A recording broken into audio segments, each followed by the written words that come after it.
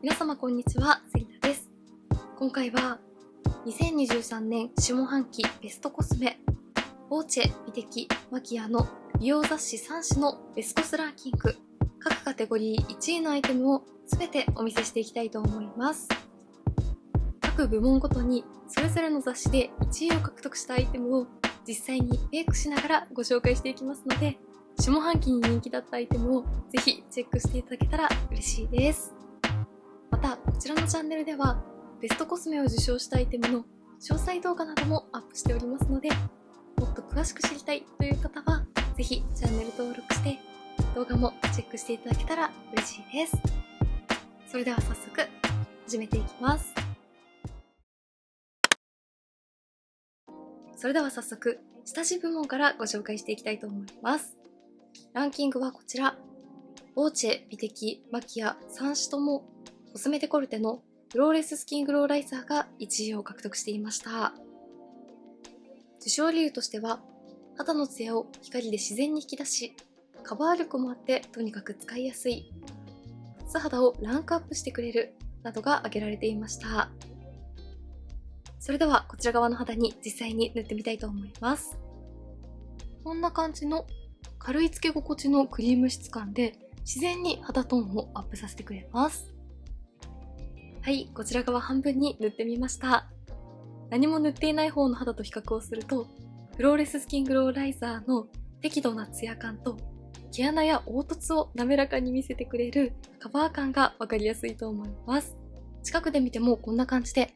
つけ心地はとても軽いのに毛穴や凹凸を埋めるようにカバーしてくれるタイプの下地です。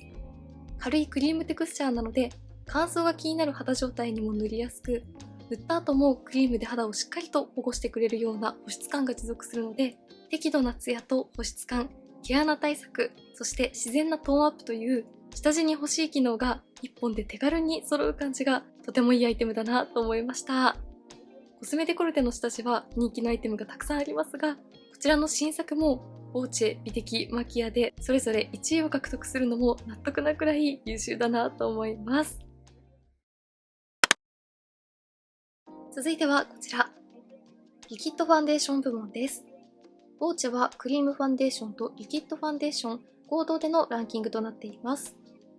たくさんの新作ファンデーションが発売された下半期ですが、こうして見ると全体的に資生堂、アディクション、カネボウが特に人気だったようです。美的の1位はこちら。アディクションザ・ファンデーションリフトグロー。受賞理由は高い部分に光を集めてリフトアップしたような仕上がり、洗練のメリハリを作れるファンデーションなどが挙げられていました。続いてマキアで1位とボーチェのクリームファンデーションを除いた1位、資生堂のエッセンススキングローファンデーション。こちらは塗り心地が良すぎる美容液ファンデの決定版などが挙げられています。それではそれぞれ1位を獲得したアディクションと資生堂を半眼ずつに塗ってご紹介していきます。まずはこちら側にアディクションを塗っていきます。アディクションのファンデーションはファンデーションの粉体感を全く感じさせないこの滑らかなテクスチャーが大きな特徴です。毛穴や凹凸にファンデーションが溜まってしまう感じが全く気にならなくて、ある程度カバーもしつつ綺麗なツヤ肌を叶えてくれます。はい、まずはこちら側半分にアディクションのザ・ファンデーションリフトグローを塗ってみました。やはりこちらのファンデーションは受賞理由にも挙げられていた通り、リフトアップしたような張りを感じるツヤがとても綺麗ですよね。そしてこのツヤだけでなく質感もかなり優秀で、近くで見てもこんな感じで赤みや色ムラなどの気になる部分をある程度しっかりとカバーをしてくれますが、ファンデーションの粉体感を全く感じないようなタイプなので、毛穴や凹凸にファンデーションが溜まってしまうということがなく、綺麗に滑らかに肌に密着してくれます。少し重さを感じるようなテクスチャーで肌をしっかりと保湿しつつ保護してくれるような安心感もあるので、乾燥が気になるこれからの時期にもとてもおすすめです。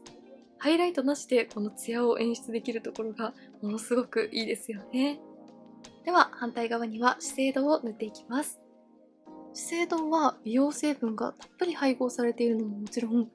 塗り心地としてもみずみずしい美容液のようなテクスチャーで乾燥が気になる肌状態でもスルスルと伸び広がってくれます。はい、こちら側半分には資生堂のエッセンススキングローファンデーションを塗ってみました。反対に塗っているアディクションと同様、こちらの資生堂もしっかりとツヤを感じるような仕上がりですが、資生堂の方がより軽くてみずみずしいツヤ肌に仕上がってくれるタイプです。そしてこちらのファンデーションは美容液のようにみずみずしく伸び広がってくれるタイプですが、伸ばしきった後は肌表面にベタつき感が残らなくて、皮脂が気になる肌タイプの私でも夏場でも安心して使えたので、美容成分たっぷりで保湿もしてくれるのに皮脂崩れにも強いというところがとても優秀だなと感じたアイテムです。カバー力としてはこんな感じで、赤みや色ムラなどは自然にカバーしてくれますが、ニキビ跡などを完全にカバーするという感じではないので、ナチュラルでサーダっぽいイメージに仕上げたいという方におすすめです。アディクションと資生堂は今期の新作ファンデーションの中でも特にツヤが綺麗で保湿力抜群だったので、保湿力とツヤ感を兼ね備えたファンデーションが特に人気だったのかなと思います。続いてはこちら、クリームファンデーション部門です。クリームファンデーションはボーチェ、美的、マキアともにスックのザ・ファンデーションが1位を獲得していました。美的では総合ランキングで2位、そしてマキアではベストメイクアップ大賞を受賞するほどの人気アイテムです。受賞理由としては、大人に必要なツヤを突き詰めたファンデーション、塗った本人だけが知っているしっかりとしたカバー力などが挙げられていました。では先ほどのリキッドファンデーションをオフしたので、こちら側半分に塗ってみたいと思います。こちらはリニューアル前からかなり人気のアイテムですが、リニューアル前の伸びの良さや塗り心地などの良さはそのままに、さらに使いやすく進化したアイテムです。はい、こちら側半分にスックのザ・ファンデーションを塗ってみました。こちらはリニューアル前のカバー感、塗り心地、そして保湿力はそのままに、より軽く肌への密着感がアップして、さらにつるんとしたツヤ肌仕上がりに進化しました。近くで見てもこんな感じで、気になる部分はある程度しっかりとカバーしてくれるカバー力も兼ね備えたクリームタイプのファンデーションですが、何度か塗り重ねても密着力が高いので、肌に厚みが出ている感じが全然しないですよね。そして近くで見てもこんな感じで、つるんとした滑らかなツヤ肌に仕上げてくれるので、ある程度のカバー力があるタイプのファンデーションで、つるんとした滑らかなツヤ肌に仕上げたいという方に特におすすめです。しっかりと保湿もしてくれますが、肌表面にベタつきが残らないところも使いやすいポイントです。リニューアル前のタイプを愛用されていた方も安心して移行しやすいんじゃないかなと思います。はい、こんな感じで全顔にスックのザ・ファンデーションを塗ってみました。つるんとした滑らかなツヤ感がとても綺麗ですよね。それではこの状態のまま、続いてはフェイスパウダー部門をご紹介していきます。フェイスパウダー部門はこちら。スックとランコムのスキンケアパウダーが特に人気でしたが、ボーチェの1位はスックのザ・ルースパウダー。美的とマキアの1位はランコムのアプソリレッセンスインパウダーの01番でした。まずはこちら、スックのザ・ルースパウダー。受賞理由は極上のしっとり感で毛穴も小じわも羽衣カバー。ランコムのアプソリュエッセンスインパウダーは美容液をそのまま超微細な粉にした次世代パウダー。肌を包み込むようになじみ、潤い、ツヤめくなどが挙げられていました。それではスックとランコムそれぞれ半眼ずつに塗ってご紹介していきたいと思います。まずはこちら側半分にスックのザ・ルースパウダーを塗っていきます。こちらにはこんな感じの大きめのパフがついているので、このパフにとって顔全体に軽くのせていきたいと思います。こちらのフェイスパウダーの特徴は何といってもこんな感じでパフ塗りをしてもファンデーションのツヤが消えないところです。はい、こちら側半分にはスックのザ・ルースパウダーを塗ってみました。パウダーなしの方と比較をするとファンデーションの油分感は自然に抑えられましたが、それでもつるんとした滑らかなツヤ感はしっかりと保ってくれていると思います。そして近くで見るとこんな感じでパフに取ったものを何度かしっかりと塗ってみましたが、粉っぽさや厚ぼったさが全く出ていないですよね。そして個人的にはこちらのパウダーを塗った後の肌表面の触り心地がとてもいいなと感じていて、粉っぽさやパサつき感がなく、スキンケア後のような柔らかくもっちりとした肌表面に整えてくれます。フェイスパウダーを塗るとパサつきや乾燥が気になるという方にとても使いやすいんじゃないかなと思います。では反対側にはランコムのアプソリュエッセンスインパウダーを塗っていきます。こちらのアイテムは動画でご紹介するのは初めてで、ブランドサイトによると厳選されたスキンケア成分を閉じ込めたシルクタッチのカプセル式皮脂吸着パウダーを採用していて、つけた瞬間ひんやり心地よい潤い感を得られるとのことでした。こちらにもこんな感じの小さめのパフがセットされているので、このパフで塗っていきたいと思います。肌の上にのせてみると、確かに少しひんやり感を感じます。小さめのパフでしっかりとのせていますが、部分的にパウダーっぽくなってしまうことなく、綺麗に肌に馴染んでくれます。はい、こちら側にはランコムのアプソリュエッセンスインパウダーを塗ってみました。反対側に塗っているスックと同様、軽くて粉っぽさを全く感じさせない仕上がりですが、ランコムの方がさらに立体感が出るようなツヤを感じられます。そしてこちらのフェイスパウダーも近くで見てもこんな感じで、ふわっと毛穴をきれいに補正してくれて、近くで見ても自然なツヤを感じることができました。塗り心地としても滑らかでさらりとしているので、スックと同様しっかりと保湿感を保ってくれるようなフェイスパウダーなんじゃないかなと思います。今回初めて使用してみましたが、仕上がりも使い心地もとてもいいなと思いました。アジア人のために開発されたほんのりローズのカラーが乗るとのことですが、パフでしっかりと塗り重ねていってもそこまでトーンアップしすぎてしまうという感じでもないので、いろいろな肌タイプの方に使いやすいと思います。はい、こんな感じでフェイスパウダーはより多くの1位を獲得していたランコムで揃えて、アイブロウやマスカラ、アイラインまで仕上げたので、続いてはポイントメイクをご紹介していきます。まずはこちら、アイシャドウパレット部門です。下半期はアイシャドウパレットも新作やリニューアルなどで各ブランドからたくさんのアイテムが発売されましたが、オーチェ美的はディオールのディオールショーサンククルール743が1位、マキアはクレドポーボーテのオンブルクルールクアドリの4番が1位となりました。まずはこちら、ディオールショーサンククルール743。受賞理由は、深みも品も思うがまま、微透なピンクパレット。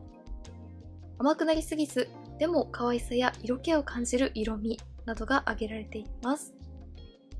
続いて、クレドポーボーテのオンブルクルールクアドリ4番は、クリアな発色と潤いのある光沢感が新鮮。品のあるブラウンが美しいなどが挙げられていました。それでは、ディオールショーサンククルールの743とクレドポーボーテのオンブルクルールクアドリ4番、それぞれご紹介していきたいと思います。まずはディオールです。まず、中央のカラーを指に取って、アイホール全体にのせていきます。ディオールショーサンククルールは、一つのパレットでマットやツヤ、ラメなどのいろいろな質感を楽しめるところもとてもポイントが高いアイテムです。1色目のこちらのカラーは少し青みを感じるような明るめのピンク系です。続いて左下のカラーを指に取って、さらに目を開けた時にカラーが見える位置まで重ねていきます。こちらはパールのツヤをしっかりと感じられる少し深みのあるピンクカラーです。こちらの743のパレットは全体的にピンクのニュアンスをしっかりと楽しめます。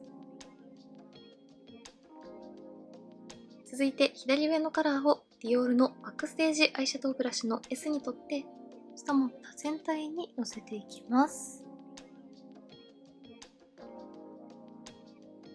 続いて右下のカラーをブラシに取って、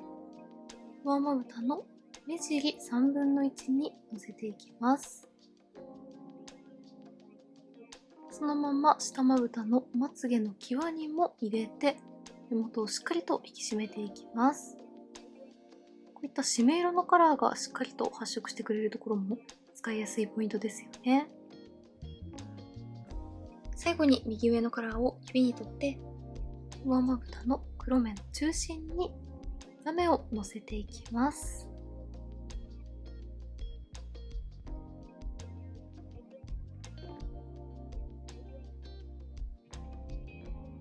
はい、まずはこちら側半分にディオールショーサンククルール743のカラーを使ってメイクを仕上げてみました。こちらの743のローズチュールのカラーはしっかりと透明感を感じることができますが、全体的に青みに寄りすぎていないようなローズピンク系のパレットなので、温かみと透明感のバランスが絶妙だなと思います。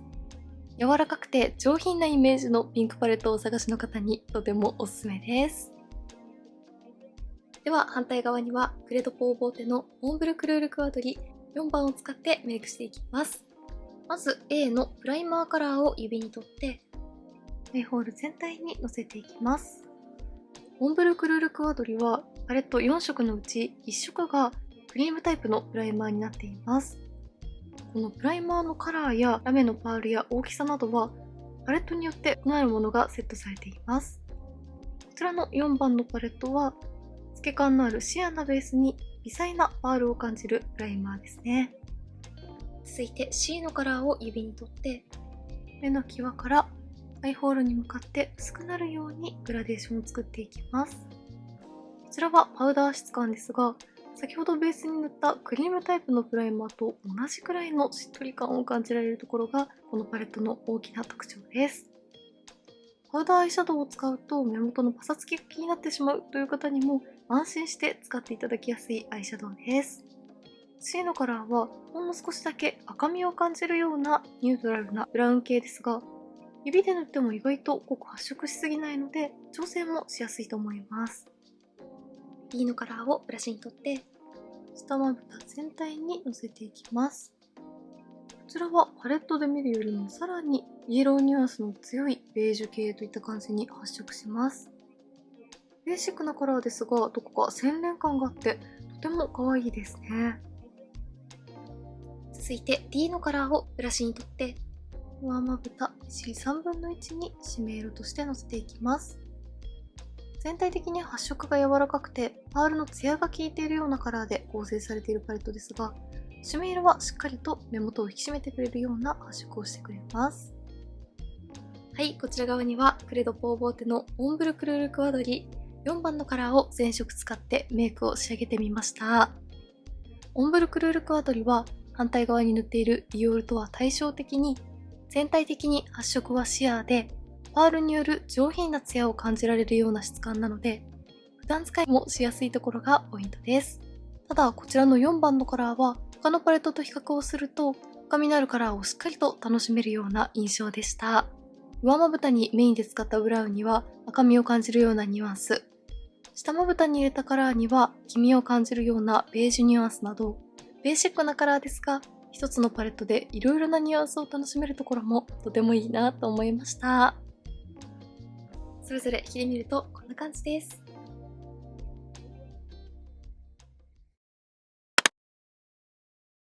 続いてはこちら、単色アイシャドウ部門です。単色アイシャドウはボーチェ、美的、マキアともにコスメデコルテのアイグロージェムスキンシャドウの 12G のカラーが1位を獲得していました。受賞理由としてはアイコン的単色アイシャドウが美しく使いやすく進化、眼差しの深みと透明感にボレボレなどが挙げられています。ではこちらの 12G のカラーをこちら側のまぶたに塗ってみたいと思います。コスメデコルテのアイグロージェムは単色アイシャドウの中でも特に人気のアイテムなのでリニューアル前から愛用されているという方も多いんじゃないでしょうか。リニューアルでよりしっとり感が増したのに軽くなってかなり使いやすいテクスチャーに進化したなと感じました。はい、アイグロージェムスキンシャドウ 12G のカラーはこんな感じでした。こちらは発売前の予約の時点から一番人気のカラーで、まぶたの上にのせてみるとベースのカラーのニュアンスはかなりナチュラルで、ほんの少しだけくすみ感とパープルのニュアンスを感じるようなベースに微細なラメとパールの輝きを感じられます。ナチュラルな印象に仕上げたい時の単色使いにはもちろん、このカラーをベースに仕込んだり、お手持ちのアイシャドウの上にアクセントとして重ねるのにも使いやすいカラーです。しっとりとしている質感なので、目元の乾燥が気になる時にも使いやすいと思います。はい、今回アイシャドウはより多くの1位を獲得していたディオールショーサンククルールの743で揃えてみました。では続いてこちら、チーク部門です。チークは3種ともディオールのロージーグローとナーズのアフターグローリキッドブラッシュがとても人気でしたが、ポーチはディオールロージーグローの001番が1位。美的とマキアはナーズのアフターグローリキッドブラッシュ02799のカラーが1位となりました。まずディオールのロージーグロー001は一はけでピュアな頬色、肌への溶け込み感も秀逸。ナーズのアフターグローリキッドブラッシュ02799は澄んだ発色とニュアンスのある光沢を頬に宿す。色っぽさとピュアさを兼ね備えている何にも変えられない特別な色という理由が挙がっていました。それではディオールとナーズそれぞれ塗ってご紹介していきたいと思います。まずはディオールです。リニューアル後のタイプをご紹介するのは初めてですが、こちらのロージーグローは頬の水分量とpH値によって色づきが変わるというアイテムです。軽くてさらりとしている粉質なのでカラー調整もとてもしやすいです。はい、こちら側にはディオールのロージーグロー001番を塗ってみました。ツヤがとても綺麗ですが、近くで見てもこんな感じで、パールやラメはあまり感じないタイプなので、毛穴が悪目立ちしてしまうということも全くなく、とても使いやすいと思います。見た目だとかなり鮮やかな青みを感じるピンクカラーですが、頬の上にのせると自然に透明感をアップさせてくれるような使いやすい青みピンク系カラーでした。では反対側にはナーズのリキッドブラシを使っていきます。手元で見た感じ、かなり発色が良さそうだったので、手の甲に出したものを指に取ってタップするようになじませながら塗っていきます。少しのせただけでも内側から発光するような綺麗なツヤが乗ってくれます。みずみずしくて軽いタイプのリキッドなので、パウダーの上から重ねても問題なく馴染んでくれました。はい、こちら側にはナーズのアフターグローリキッドブラシを塗ってみました。こちらはやはりリキッドタイプのチークというだけあって、内側から発光するようなツヤがとても綺麗ですよね。少量でもしっかりとカラーを楽しめる高発色なタイプでしたが、テクスチャーとしてはみずみずしくて軽いタイプなので、フェイスパウダーを塗った上に重ねてもこんな感じで、パウダーとも綺麗に馴染んでくれました。ブランドにはピーチピンク&ゴールデンシマーのカラーという記載がありましたが、肌の上にのせてみると温かみの中にも透明感を感じるような少しだけ青みのニュアンスも楽しめる印象です。どちらも今季のファンデーションの綺麗なツヤ感を生かしたようなみずみずしくて発光感のあるツヤに仕上がるチークでした。はい、チークはより多くの1位を獲得していたナーズのアフターグローリキッドブラシで合わせてみました。それでは最後はこちら、口紅部門です。口紅部門はボーチェ、美的、マキアともにナーズのアフターグローセンシュアルシャインリップスティック888のカラーが1位でした。受賞理由としては、際立つツヤとケア効果をハイブリッドに装備。淡くのせれば粘膜薄ピンクで唇が甘く可愛く。重ねれば色っぽさ漂うローズになどが挙げられていました。それでは実際に塗ってみたいと思います。こちらのリップも今回初めて使用しますが、質感もカラーもとても可愛いなと以前から気になっていたアイテムです。ツヤがものすごく綺麗ですね。はい、こんな感じでナーズのアフターグローセンシュアルシャインリップ888のカラーを塗ってみました。少し乾燥が気になる状態の唇の上でもスルスルと伸び広がってくれて、高発色なのにしっかりと潤い感を感じられるところがとても使いやすかったです。ツヤもしっかりと出て唇をぷっくりと見せてくれていますが、軽くてベタつき感がないところも使いやすいなと思いました。カラーとしては手元で見るよりも少し青みが強めのローズ系カラーなので、大人っぽい印象に見せてくれるリップカラーです。青みに寄りすぎないけれど、しっかりと透明感も感じさせてくれるような色出しがとても今季っぽいなと思いました。はい、ではこんな感じで2023年下半期ボーチェ、美的マキアの美容雑誌3種のベストコスメランキング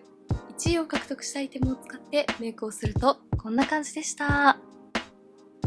ベースメイクはしっかりと保湿をしつつも自然なツヤを感じられるようなアイテムが特に人気で、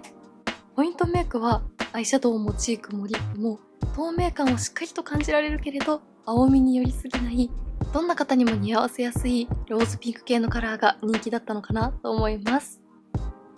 どのアイテムもとても使いやすかったので、気になった方はぜひチェックしてみてください。メイクについてのご質問やこんな動画が見たいなどございましたら、お気軽にコメントやチャンネル登録していただけると嬉しいです。それでは最後までありがとうございました。